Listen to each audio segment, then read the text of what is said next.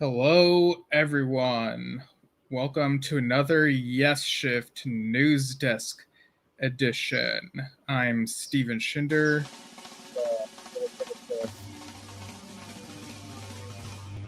Been quite a decent amount of stuff to talk about from this past week. Uh, Namely, I guess the biggest things. It's all subjective, right? But we had the announcement of the Tales from Topographic Oceans Super Deluxe Edition. So I'll talk a bit about that, what's in it, and we also got the announcement just today of an upcoming 2026 tour in the spring for Jon Anderson and the band Geeks, and they even said that they're going to release another album in the second half of 2026. So something that we've sort of suspected for a while. We knew that there was that desire, but yeah, it's officially happening. So very excited to talk about that and some other things.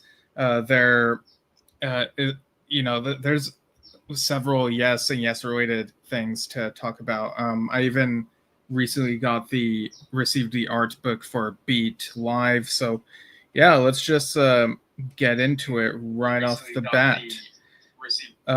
Last week, well, I'll start off with this a little bit. So last week, the Alan White Facebook page shared a link to tickets to last weekend's show, which was called George Fest. It's a George Harrison music celebration, about a dozen people, and it's described as more than just your typical tribute band. So I imagine that must have been a really fun event to witness and attend. We also got a Facebook post on the John Lodge Facebook page from his daughter Emily, who said, "We just wanted to say a deep thank you to everyone for the incredible outpouring of love and support. It will take some time to read everything, the stories and memories that you have shared with us, and the love we have been surrounded by is truly lifting us up and carrying us through this. At the moment, we are paused. Family is the most important thing at the moment, exactly as my father would have wished.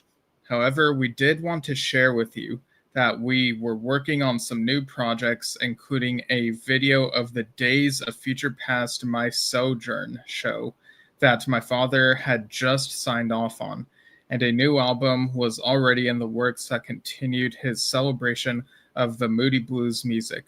My father was incredibly passionate about these projects and his wonderful band, and we know that he would want us to continue to keep his music alive. So when the time is right, we will tell you more. For now, we just want to say from the bottom of our hearts, thank you for keeping the faith. They include a photo, which I'll show in a moment. Photo is from the current Yes Tour, where they are doing the most beautiful tribute to Daddy. If you are in the area, do check out the show. John is truly grateful for everyone's loving support as he navigates his tour separated from us." And this is a really good photo, so I'll go ahead and share that so you can see it on the screen here. And there you go. You got this picture from a Yes show. It says on the screen behind the band, "In loving memory of John Lodge." You got a picture of John Lodge playing the guitar there. It's really sweet. I really enjoy whenever they've done these, whether before Chris or for Peter or some sort of tribute to Alan. You know, we all see these musicians and they all know each other to different extents. And I mean, John Lodge was, this was really a family thing, and it's great that they're still, remembering him, acknowledging him, and that there are these projects in the works that will honor him that he would have liked to have seen come out. So I guess we'll have to wait and see how those take form.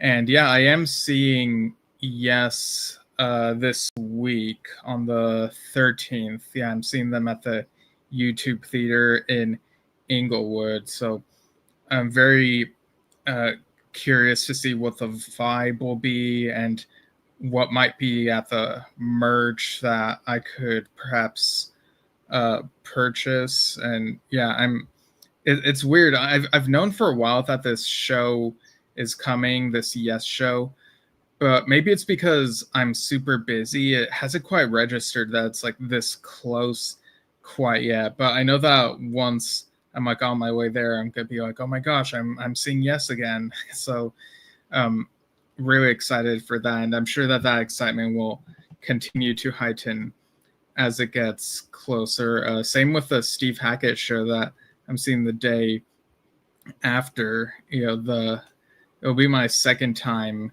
seeing Steve Hackett live, so that should be a lot of fun as well. It's gonna be 2 nights in a row. I'm seeing concerts, and I'll do the Yes concert review the day after that happens.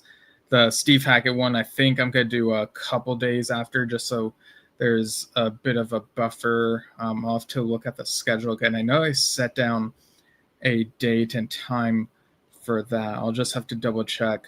But I also saw that Jay Shellen shared a walkabout video. He was recording bits of the stage and stuff on his device, his drum set. So it's really nice whenever the band members give us a little tour and sort of give us a little glimpse of how things are going. So yeah, very excited to be seeing Yes this week. Alrighty, so the next bit of news has to do with Jon Anderson and the band Geeks. So I'll go ahead and get this next graphic up that came with the announcement. And this, let's see, did I wake up to this news, or was I awake for a decent amount before I saw it? I can't even remember. But yeah, there we have the poster of Jon and the band Geeks, and I'll read the announcement right here, which I've pasted onto my notes. Jon Anderson and the band Geeks announce Leg 1 of 2026 tour kicks off April 17th in Ridgefield, Connecticut. Following their successful summer of 2025 tour in support of their debut album True and their live album Perpetual Change, Jon Anderson and the band Geeks announced today the first leg of their 2026 Yes Epics, Classics, and More tour. The 10-show tour commences on April 17th at the Ridgefield Playhouse in Ridgefield, Connecticut, and ends May 7th at the Royal Oak Theater in Detroit. As with previous tours, the setlist will feature well-known Yes classics and deep cuts, as well as songs from True. Jon and the band Geeks are currently in pre-production for their second studio album, due to be released in the second half of 2026. And the dates that are listed for this first leg, you gotta remember this is leg 1. They label it here as leg 1. So they'll have a couple shows in Ridgefield, a show in Patchogue, New York, another in Red Bank, New Jersey. Then they go to Rochester, New York, Hershey, Pennsylvania, Lansdowne, Pennsylvania, and then in May, early May, they're doing another one in Lansdowne, and then going to Troy, New York, and then Royal Oak, Michigan. So 10 shows from mid-April to early May, almost mid-May. So yeah, this is great news. I know there were some folks who were a bit concerned that we hadn't heard too much about, what's Jon up to now. It's been quite a while since the Patreon Zoom chats, but yeah, it's good to know that there are these plans in place. It's very exciting, and the mention of I do see we have a comment from Austin Owen saying, looking forward to the deep cuts. Yeah, definitely. Well, I wonder, like, how deep could the cuts be? I'm almost scared to like try to predict and get my expectations up. If it were me, y'all know me, I love deep cuts.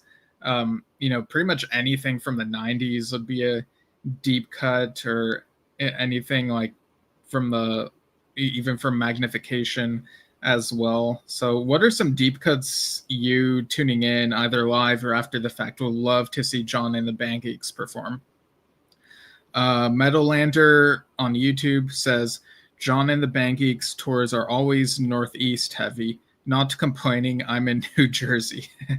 Yeah, well, they have done a couple legs closer to the Pacific coast, so I've managed to see them twice within the past a little more than a year.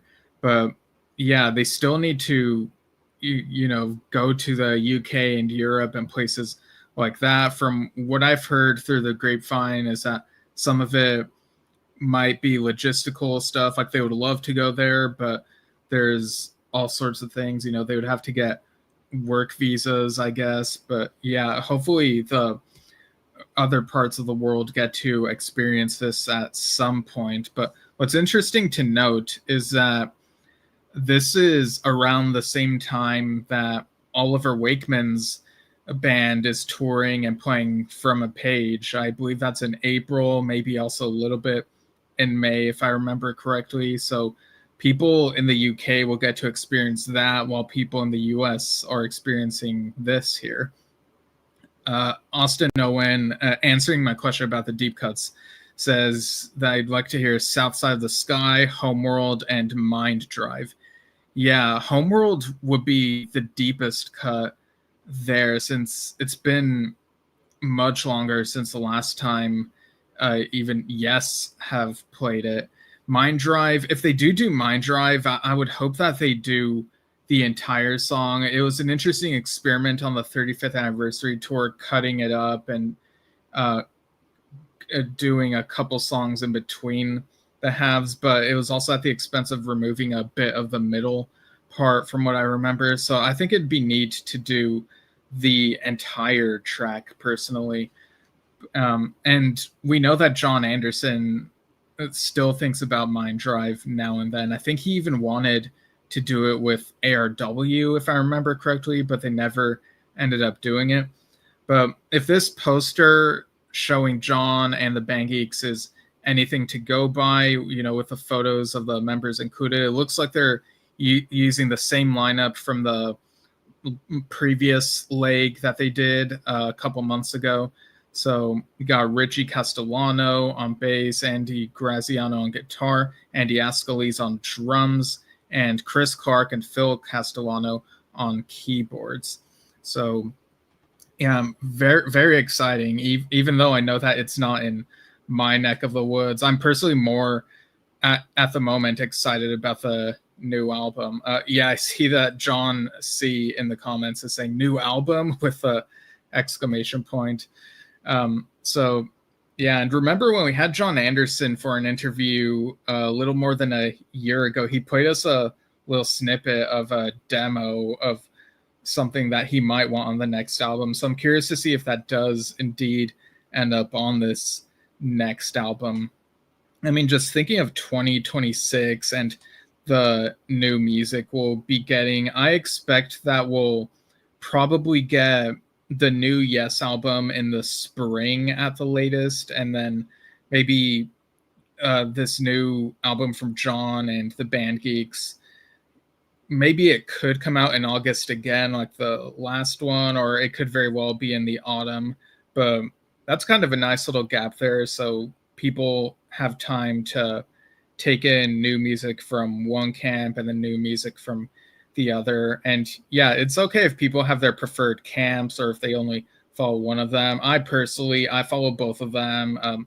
The more music, like I really love what either of them are putting out. It's different stuff, but both, you can tell that they work hard on both of these things that they're doing. So yeah, that's very exciting. John C also comments, I'm in Minnesota, need him to do a show here. Yeah, hopefully you'll get to catch them at some point, John. But yeah, that's quite a big news thing to come across. It's really cool. So this other big item that Yes fans have been talking about the last few days is the Tales from Topographic Oceans Super Deluxe Edition. And I'll go ahead and share a photo of that. There we go. There's the LPs and the CDs and such. That's a really nice photo of that whole Tales package there. All right, so let me just get to my notes. All right, this is people can pre-order via yes.lnk.to/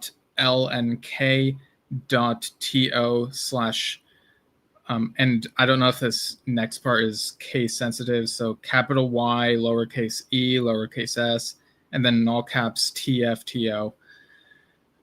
The announcement reads, experience a fault line, a pinnacle, and a philosophical quest. Yes's colossal 4-part epic, the record that stands as a massively ambitious and iconic statement of the progressive rock era. This Super Deluxe Edition set includes 12 CDs, 2 LPs, and a Blu-ray, containing a newly remastered version of the original 1973 album, rare unreleased recordings, and a wealth of essential archival material from the 1973 to 1974 Tales tour. A Blu-ray disc completes the collection of Steven Wilson's new 2026 mixes, including the entire album in Dolby Atmos and 5.1 mix DTS HD MA. So I got the info on the track listing from the rhino.com listing, and let me just make sure I have it here. And on Rhino, you can see there are a couple of different packages. I see there's the one I just mentioned, which is around 125 on there. And Rhino also has the version that has a signed litho. I guess that's short for lithograph. That one's closer to 175. But yeah, it says on rhino.com that this ships February 6th, 2026. I see we have a couple more comments. Bella Lugrisi says, wow, good day to be a Yes fan. And John C says, John promised part 1 of Zamran 2 years ago, still waiting for it. Yeah, what I feel like we've been waiting for Zamran for such a long time that we've heard bits and pieces of it come out. You know, John has put bits and pieces online here and there, and I just want to hear the whole thing. You know, John's got all these projects that he's still trying to finish, it seems. But yeah, so I'll go ahead and read off the track list for this Tales bundle. So just bear with me, folks. This could be I might need like a glass of water after this whole thing. So disc 1, original album remastered, and that includes the so yeah, disc 1 has Revealing and Remembering. Disc 2 has The Ancient and Ritual. So again, those are like the original versions. I'm not clear on whether I guess if it's the original version, then maybe Revealing doesn't have the 2003 intro, or I don't know. Maybe the rest of his track list will answer that. Disc 3 is the Steven Wilson 2026, or rather, discs 3, 4 are the 2026 remixes of the original album. So I'm sure he's probably finished those mixes by now, and they call it 2026 because that's when it's coming out. Disc 5 is Steven Wilson 2026 instrumental mixes, and that goes to disc 6 as well. And disc 7 is when we get the rarities at last.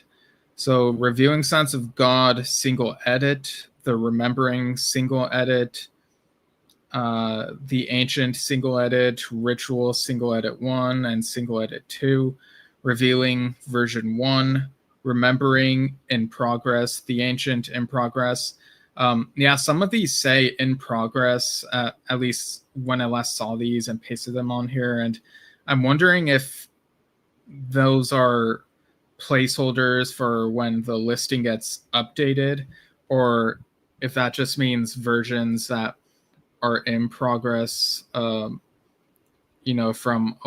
while the album was being made.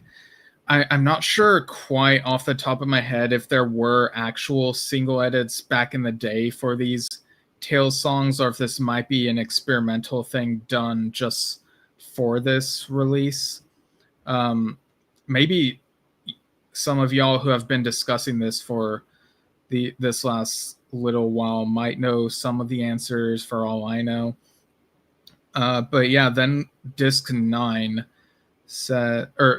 disc 8 rather, has Revealing in Progress, The Ancient in Progress 2, The Revealing Science of God in Progress 2, and those have asterisks next to them, which mean previously unreleased. So I guess the in progress versions of Remembering and The Ancient listed here may have been released on something else, and maybe the other Steven Wilson remix thing from the 2010s. I'm not sure.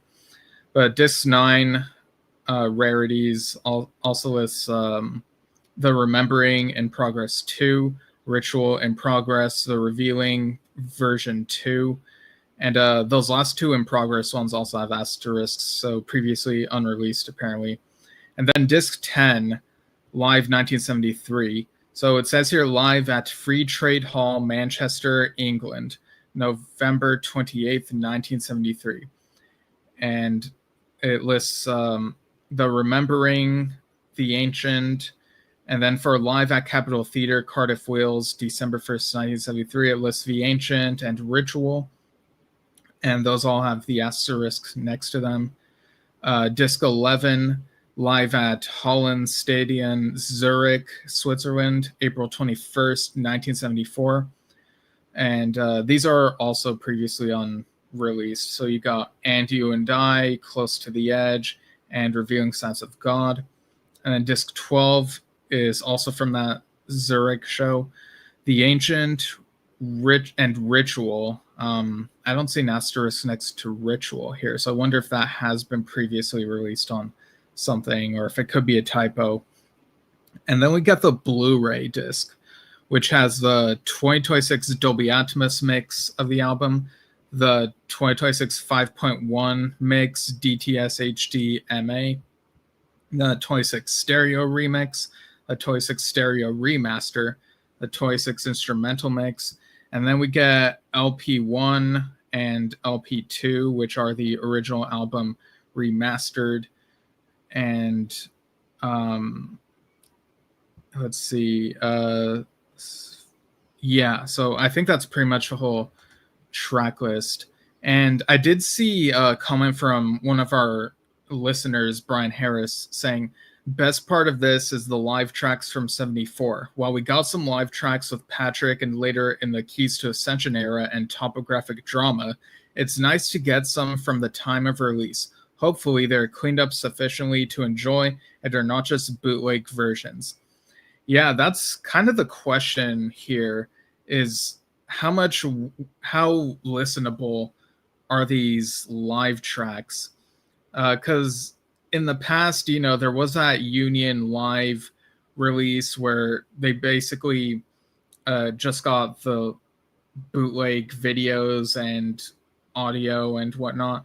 And the Super Deluxe editions, of course, are different projects, but we have seen like little things here and there with these past releases. Like with the Yes album, I remember hearing that maybe it included photos not from that era. For Fragile, there was that whole confusion over that one track, The Dean. And then on Close to the Edge, I think there was a question of whether a couple of the live tracks were indeed from the shows it said it was from. So I'm kind of curious if they've done their due diligence for this next one, or if there's going to be a tiny little thing that will be the thing to talk about. But Yeah, it's very tempting though, because of course Tales from Topographic Oceans is my favorite Yes album, and lots of people, Yes fans' favorite albums. I see in the comments, Metalander says, I wonder if any of the Tales from Topographic Oceans alternate tracks has the rumored extra 10 minutes of reviewing Sounds of God that was supposedly edited out. Yeah, that's a good question. If I had to guess, I would guess maybe it's not on here. I don't know. I'm just keeping my expectations in check, I guess. Like I didn't see anything in the track listing that specify that. I don't see runtimes here, but maybe more info could come out between now and then. And Metalander also says the version of Ritual that has no asterisk was released as Steven Wilson's 2016 deluxe release. Oh, okay, that makes sense. Thanks, Metalander. Let's see. Oh, Bella Lugrisi also says waiting for Zamran, 1000 Hands Part 2 and new Anderson Stolt. But I think if Jon wants to tour, that is the best thing. That band is fantastic. Yeah. So sorry, I know I'm going all over the place, like addressing these comments that touch on this Tales topic and the Jon and the Band Geeks topic, but like there's a lot of cool stuff going on. Yeah, and I've said before that since the new Anderson Stolt album has been in the works for maybe a while longer than like these other projects like 1000 Hands Part 2 or Chapter 2 rather, and the new Band Geeks album. I think that's why it would have been my preferred thing to come out first. But now I think my expectations should be that this album with the Band Geeks is coming out first, which is still a win, like I'm very excited to see how that turns out. Let's see. Rubino says that probably because the Geeks are from Staten Island. Oh yeah, that's something to take into account. So yeah, again, they're doing these super deluxe editions, seemingly an annual thing. Yeah, I think that's a pattern that's been so far. We got Close to the Edge this year, Fragile last year. I think the Yes album was the year before. So I expect that 2027 would be Relayer, and then would they do going for the one the year after that? Like it really does feel like they're kind of going for what's considered the core classic Yes albums from that 70 to mid or late 70s era, which people typically cap off before Tormato, from discussions I've seen and whatnot. So we'll have to see what they end up doing after that.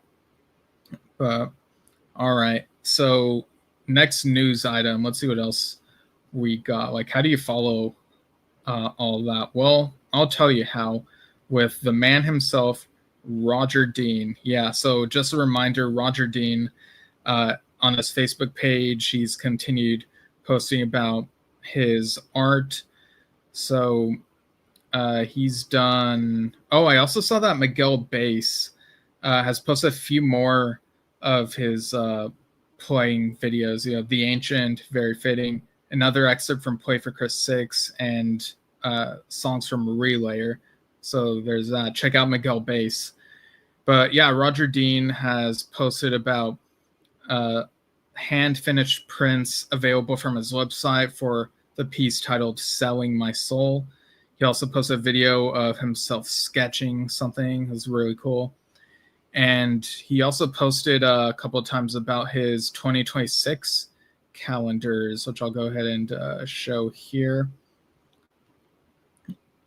So this one kind of has a theme. So he says they are all about gaming and feature 12 of my designs for various games, such as Shadow of the Beast and Obliterator. Each of the pictures is printed on one page in deep saturated color on heavy satin paper, wire bound with a thumb cut and hanging loop. And so these have international delivery.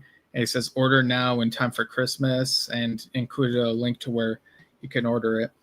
So yeah, really cool stuff. And also a reminder of, Kevin Morine, on Yes Music Podcast, Kevin did this funny bit where he kept mentioning the 2026 Barry Pullman calendars, and also, mentioned the Roger Dean ones. It was a funny intro where he kept mentioning it. It was like, did I mention? And just kept on.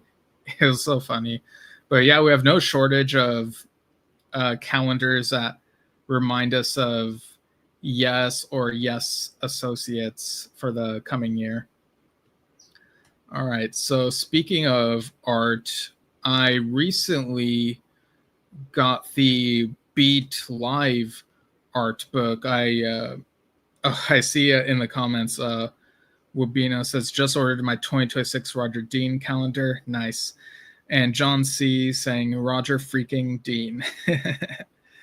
But yeah, I've talked before about how I was trying to get the Beat Live art book, which includes, these are a couple King Crimson members and a couple other seasoned musicians playing 80s King Crimson music. They toured last year, and today is the anniversary of the show where I saw them, which happened to be the live show used for this Beat Live release, Los Angeles, November 10th, 2024. Amazing concert. But yeah, I've talked previously on this show that I had the art book in my cart, but then when I checked back a while later, it was out of stock. So I ended up going with a Blu-ray CD release because I thought, oh man, they're never gonna have the art book again. So I thought that was like my last chance. But then I checked the Germany Inside Out Music online store, and it looked like they still had this in stock, and so I ordered it. And then for a while, like shortly after, it said out of stock. So I kept trying to get in touch and be thinking to myself, oh man, what if it was already out of stock before? Because my thinking was, oh man, it's limited to just a certain amount of copies. But I ended up getting shipped over to me, so I got it here. You got that elephant image on the front, and on the back side you got all the track list. Probably doesn't look as great on this screen here, or on the webcam rather. But yeah, this also includes the discs inside. So you have disc 1 is the CD of Neon Heat Disease live in Los Angeles, and disc 2 is the rest of that show.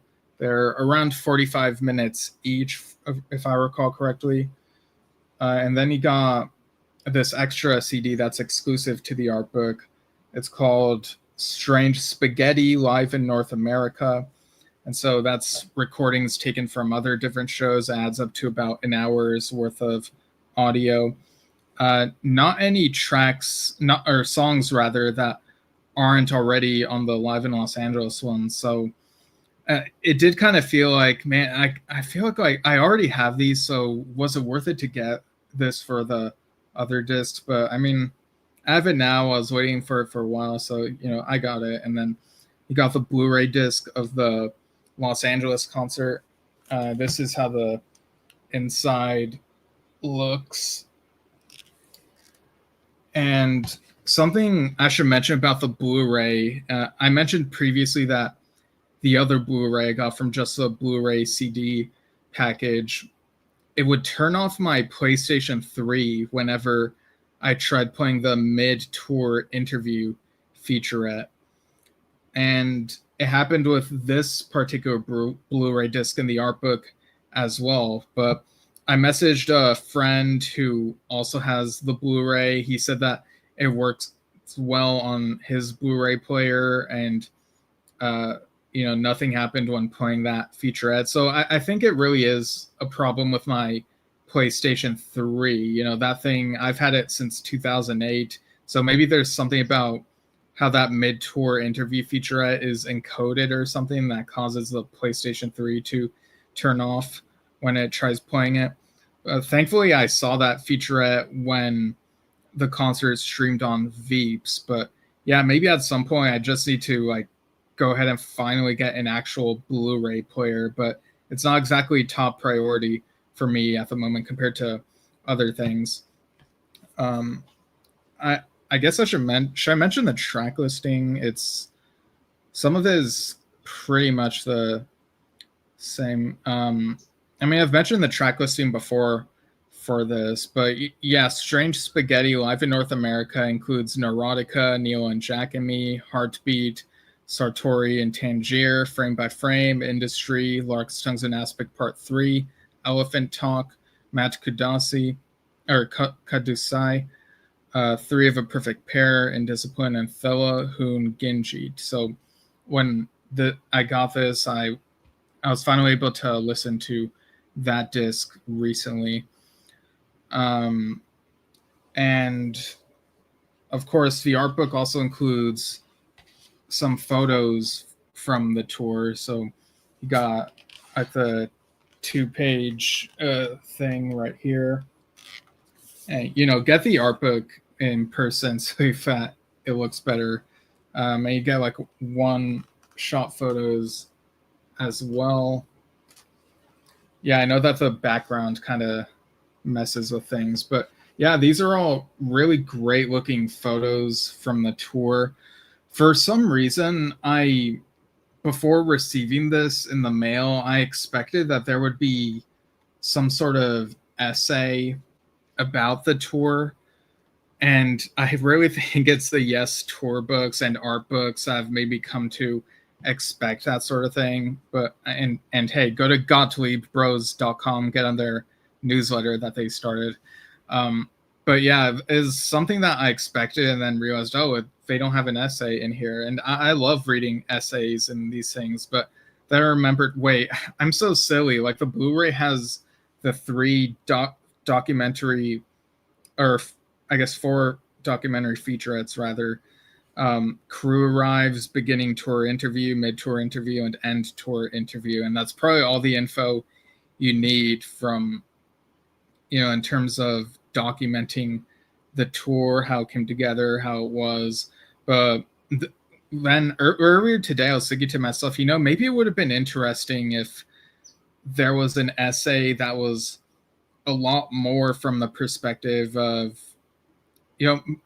I guess you could go with fans, but fans post online anyway. So I was thinking maybe like from the crew members and have them go really in depth. But anyway, the photos are really great on their own too.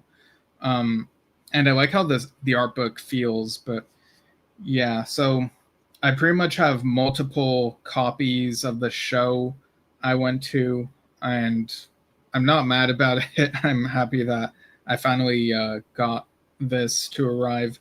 So yeah, that's Beat Live. But speaking of King Crimson and related stuff, I saw this post over on Claire Hamill's page, Claire Hamill Music, and it included Dr. Bill Bruford. So this post read, November 5th, back in 1973, Claire toured in support of King Crimson. Last night, she and Sonny went to see the Pete Roth Trio featuring Bill Bruford and had the chance to say hello afterwards. A really lovely full circle moment. Huge thanks to the band for a wonderful performance and to Roger Carey for doing the sound and to program organizer John Donaldson for bringing them to Hastings. So yeah, that's really nice. We had Claire on the show a couple years ago to talk about one of her albums and working with Steve Howe back in the day. So great stuff. And always great to see Bruford in his element. And of course, on his YouTube channel, still uploading stuff there. There's a couple Earthwork Live vids that were put on there somewhat recently. And let's see, what else have we got going on? I see Wubino says, I'd like to see Roger Dean redo Yes albums he was not part of, 90125, Tormato, etc. Yeah, I'm very curious what he would have done. It's like, how would he approach it? Would he do it like have him try to think of what he would have done and make it in the style of back in the day, or try to come up with what he would do if it came out now? I think it would be a very interesting experiment to do. I don't know that it would warrant a huge re-release just over the artwork, but yeah, if nothing else, like, maybe as an insert to put in the re-releases, uh, it, I'm sure they'll probably eventually do like a 90125 Super Deluxe edition because of how successful it was. For Tormato, I'm not sure if they would do something like that, but I mean, yeah, that's something that Dad and I have talked about here on the show, is how it would have been cool for, um, if at some point Roger Dean did, like, what would his art be for the whole thing, for those albums that he wasn't part of. But yeah, anyway, next up, what we have here. So in the Yes fandom sphere, I saw that John D over in the Yes Facebook group said, I just found out from one of our members about this 1984 Pro Shot show that I've never seen before. It's a really good show. It includes Yes playing long distance runaround. I had no idea that they played it on this tour. Does anyone know who filmed this and whether they have the original footage? Have you seen this before? And people commented saying it was probably in-house footage from that venue. I think it is called Landover. But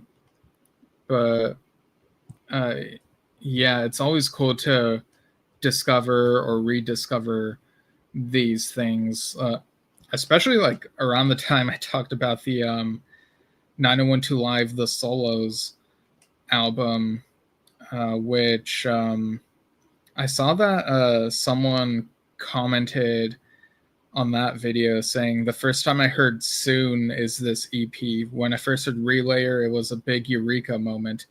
As for this EP, I like the solos, but then I've become a Yes geek. When it came out, it was disappointing. Everybody wanted all the songs that were on the video. I still do. It would be nice not to have to watch the video to listen. It was a missed opportunity for Yes to capitalize on the 90125 success. While I like the solos, I think the casual fans that came on board with 90125 got lost with this release. It should have been a double album instead of an EP focused on solos. I got a 2011, or it's got a release of the CD in the USA. City of Love on the CD always feels weird because it cuts out as Starship Trooper is supposed to begin. As for the Super Deluxe albums, I've always heard that the masters are missing for albums like Going for the One, so Steven Wilson can't remix that one. I've heard that 90125 masters are missing too. Whether that's true or not, I don't really know. And that's from MP on YouTube.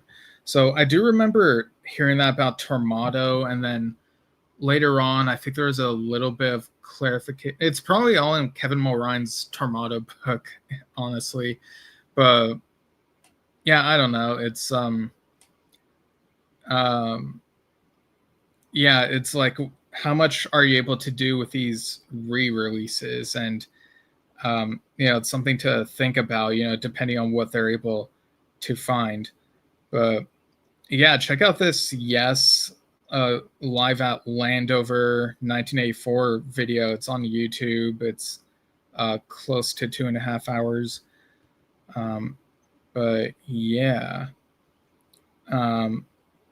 Let's see. Oh, John C comments, 9012 Live box set would be good. Yeah, I agree. He says, would have loved it if Patrick Moraz and Steve would have popped up at Bill's shows as guests. Yeah, that would be really cool. Play something from the Bruford Moraz material, maybe something from one of Steve's albums. And Dave Stout says, what about a UK tour from John? I'd be up to watch that, definitely. Yeah, I mentioned that earlier, that from what we've heard through the grapevine is that the band would love to tour there. It's just a matter of logistics and possibly like work visas and stuff. So yeah, hopefully they can make it happen at some point.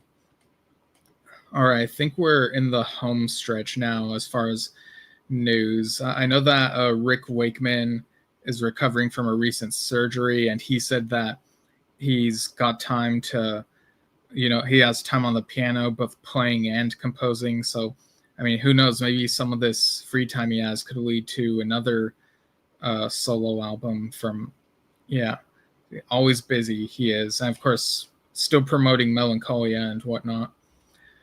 Oliver Wakeman has been posting a bunch of stuff on his Facebook page as he does these days.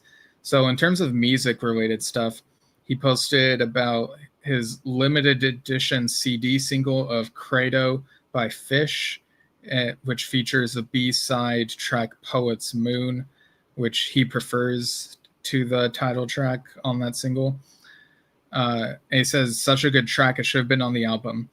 And he also shared the front cover of New Musical Express from January 74 with Rick on the cover. He says, this would have been before Dad announced he was leaving Yes. And inside that copy, there was a full article about Rick's Journey to the Center of the Earth concert. Oliver also posted about Just Good Friends by Fish, which featured Sam Brown on vocals. A CD single, The Hollow Man, earlier by Marillion. And he was wondering about the songwriting on that, because most tracks he'd seen by the band are usually credited to the whole band, but the third track, Winter Trees, is only credited to Steve Rothery. So I wonder what the story is there. I'm like out of my depth when it comes to Marillion. That's, the more I hear Oliver post about that band, I'm like, man, I really got to do a deep dive. It's been tough to make time for music sometimes in my case. He also posted about a limited edition blue vinyl of Yes is from a Page. It was originally released as a standard black vinyl. Then there was a limited run of 500 of these. And he says, really looking forward to performing these on the From a Page tour next year. Dates available on the website oliverwakeman.co.uk. We are currently looking into more UK dates and a European tour later in the year. So that's very exciting. And hey, I really hope that you can bring this tour to the US. Like, I hope that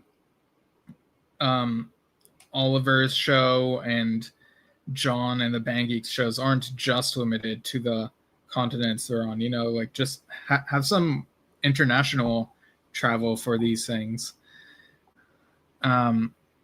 Let's see.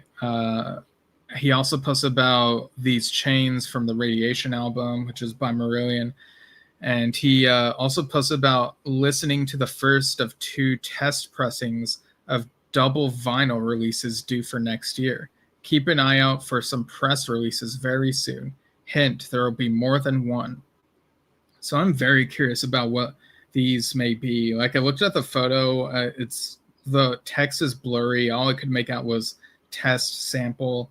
So, yeah, we'll have to wait for the press releases. And he also posted about how his first Yes credit was in the Ultimate Yes 35th Anniversary Collection CD. He says, Steve Howe asked me to do some Pro Tool editing on his acoustic track Australia. He'd done a few takes, and it was to get a great version by using various sections from the various takes. And he also posted about a photo from a rehearsal with Yes in Hamilton in Canada. He said, we played on the main stage that night, but a year later I was back there again, oddly enough, performing with Straubs. He also posted about the band Gordon Giltrap and him put together to promote the Ravens and Lullabies album that they wrote, featuring Steve and Johan from Threshold, Nick Kendall, and Paul Manzi, who would go on to be frontman for The Sweet. He says, on one of the Yes tours, we toured with Asia, and I struck up a great friendship with John Wetton. We stayed in touch after the tours, and when he heard I was playing near his home, he asked if he could come and see the band. I jokingly said, would he like to sing a song? He instantly agreed, and so the band were in heat of the moment during the sound check at the preceding gig and did it with John the following night. It's a wonderful thing there. Yeah, we have these great prog musicians who are now gone. You know, John Whiten's all them. I think today's the anniversary of would have been Greg Lake's birthday today, or yeah, it would have been his birthday. And I think we recently passed Keith Emerson's birthday as well. So yeah, but hey, we still listen to them, you know. Oliver also posted about Marillion's Market Square Heroes, a 12-inch, which has a 17-minute epic Grendel on the B side. He says an unusual 12-inch as it runs at 33 and a third RPM, probably to allow Grendel to fit on. I managed to get Mick Pointer to sign it as well on the day I first met him at the radio station I used to present on. Worked with Mick for many years when he introduced me to Clive Nolan. And he also posted about a pass that was from when he, between 2012 and 2014 rather, we worked with Gordon Giltrap. He said we recorded the lovely Ravens and Lullabies, did countless duo tours together, and few trio shows with Paul Manzi, and a full band tour. We also did a live album called From a Stage. This is a limited edition release and is currently only available as part of Collaborations box set, which also contained the 3 Ages album with Steve Howe. And he also wrote, here's a cool couple of photos from the South American Yes tour in 2010. Our flight to Chile from Argentina got canceled at the last minute, and we wouldn't get on another flight in time to get to the show the next day. I actually have that photo up. Let me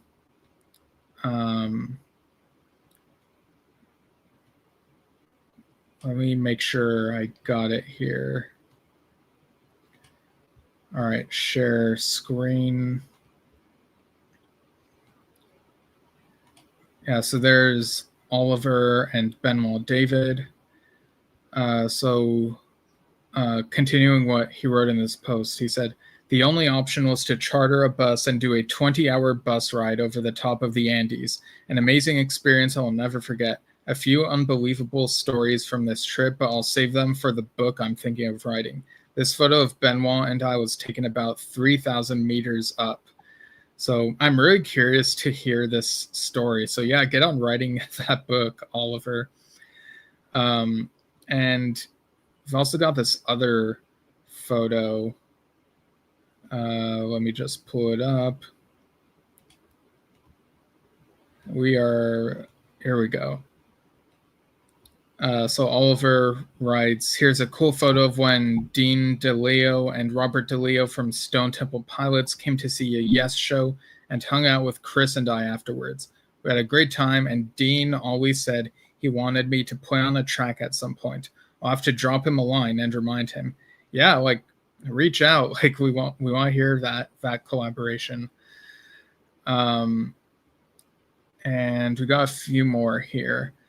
So he also posted the fold-out sleeve at Castles on the B side. He says it's Old Man and the Angel from the Once Around the World album by It Bites, from the It Bites fan club. He says, lovely track, although not my favorite from that album. That would be Plastic Dreamers for me. And finally, earlier he wrote, I found this Marillion 12-inch when I was in the garage at the weekend, also signed by Mick Pointer. This is Garden Party from 1983. The thing I really remember about this was the live version of Margaret on the B-side. Great, fun track. So yeah, check out Oliver Wakeman's Facebook page to see all those amazing photos and images of stuff he's digging up. It's really great stuff. Really glad that he's very active with all of that. Let me look at the comments before signing off. John C. says, or fill in the gaps on 90125 Deluxe. Yeah, I think I mentioned that on the 90125 Live, the solos episode I did.